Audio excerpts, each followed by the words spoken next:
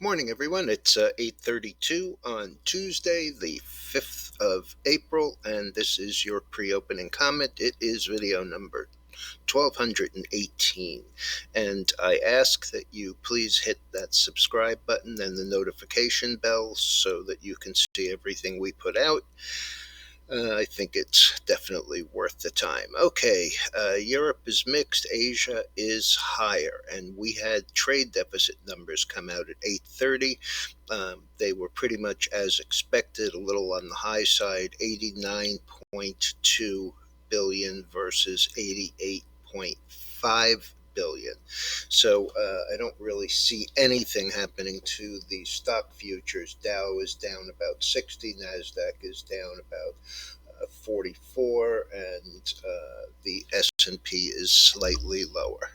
Okay, in the news from yesterday carrying over to today, Twitter, was up 28% yesterday. This morning it was trading another $1.17 higher at 51.14 for another 2.3%. And then about 5 minutes ago, news hit that Elon Musk was being given a board seat, and he had agreed for 90 days not to go over 14%, so essentially 50% more than he already owns. That took the stock right up to 53, up to 93, so up 6% instead of up 2.3%. So that continues.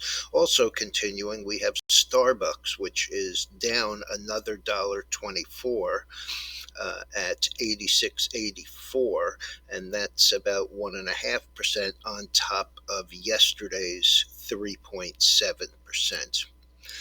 Sunshine Biopharma, SBFN. This is M as in Mary. This is a biotech firm that is now having great success using mRNA technology, the same thing that Moderna uses, except that this is addressing cancer issues. A little bit ago, when I started making notes, the stock was 5.25, up $2.97 or 130%. It has since moved up to 6.15, up 3.89, and that's 172%.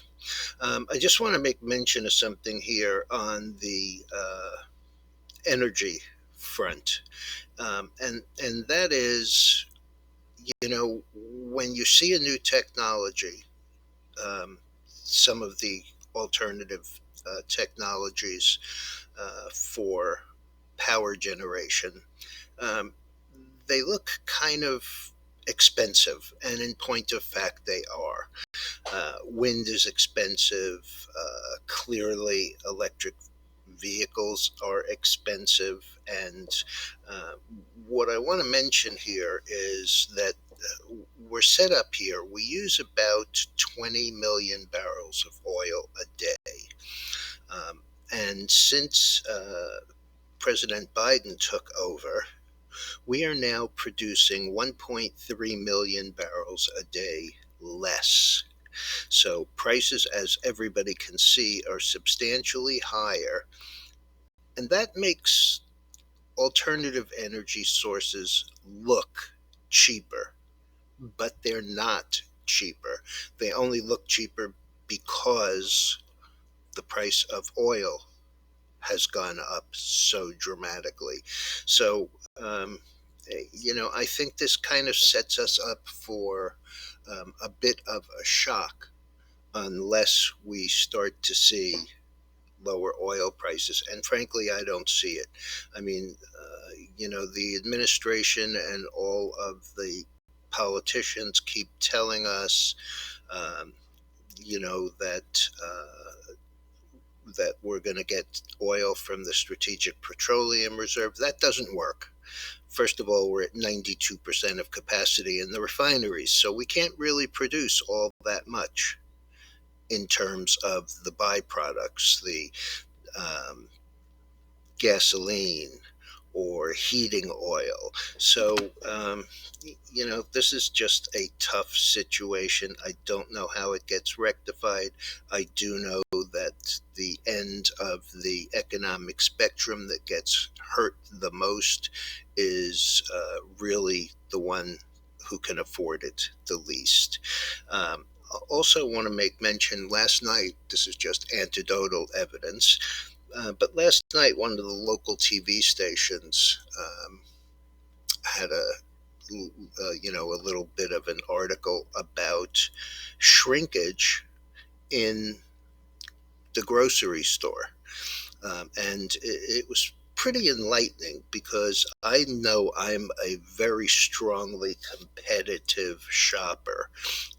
And I'm always looking for what the real costs are. But it's gotten a little, I've mentioned before about the size of a package of bacon being 12 ounces instead of 16 ounces and looking like the same packaging. These guys were doing an article on paper products and these mega rolls of product. You know the ones I'm talking about, the ones that say 6 rolls equal 36 rolls or whatever the number happens to be. But what some of the paper companies have done now is they've cut the size of the roll. So something that used to have 360 sheets of paper towel or toilet paper now have 300 or 330. When you take a package of 12 rolls and you take 30 pieces of paper off each of those rolls, in fact, you're not buying 12 anymore. You're buying 13. Pardon me, you're buying 11. And so that's definitely one of the tricks of the trade. It goes on all the time, but it really shows how much of an alert shopper you have to be. Okay, chart on the screen is Bitcoin, and this looks absolutely stupendous to me. This is one of my favorite kind of charts, and that is something with a consolidation, a little bit of a breakout, and a consolidation above the breakout, and that's what we have here. It looks to me like we are headed back to the 55 to 56,000 level here. Two more I want to go over. One we already have a position in, and that is corn. We are in CORN, the ETF, and we're long calls.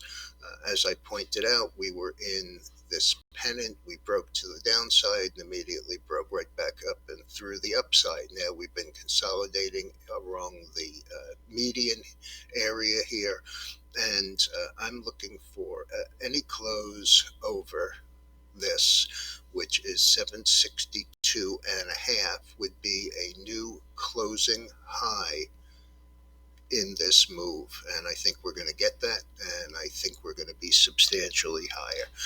The other one is copper, which has a very long term consolidation. It's been consolidating in the area that we're at right now for a period of a year, I believe. Yep. So we move up into this at May 3rd of 2021. We're still in it now. That's 11 months. This was an all-time high, and if we break through this, I also see it substantially higher. We'll use the ETF CPER for that one. All right, everyone. I'll be back during the day. Don't forget to hit that subscribe button.